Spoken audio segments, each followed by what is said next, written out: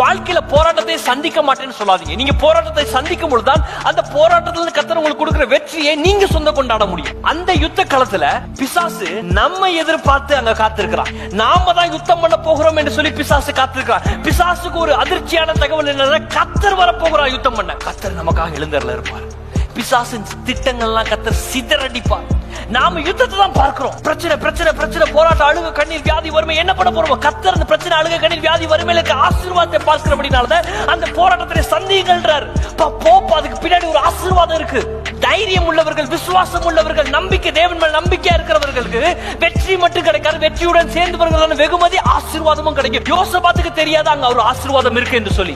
யோசபாத்துக்கு தெரியாது 3 நாட்கள் எதிராளியோட சேனைகள் இருந்த இடத்தை சூறையாட போகிறார்கள், கொள்ளையடிக்க போகிறார்கள். யோசபாத்துக்கு தெரியாது. ஒவ்வொரு யுத்தத்துக்கு பின்பதாகவும் கர்த்தர் அந்த யுத்தத்தில் பங்கு பெறுவார் என்று சொன்னால் அதுல ஒரு ஆசீர்வாதத்தை கர்த்தர் வைப்பார்.